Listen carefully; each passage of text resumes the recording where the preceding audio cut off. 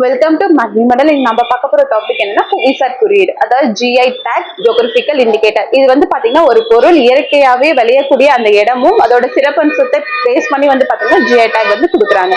So இது வந்து geographical indicator of goods act base பண்ணி 1999ல வந்தது. ஸோ இது எப்ப நடைமுறைக்கு வந்ததுன்னா செப்டம்பர் 15, 2003ல வந்தது. ஸோ இதோட ஹெட் குவார்ட்டர் பாத்தீங்கன்னா சென்னை கிண்டியில இருக்கு.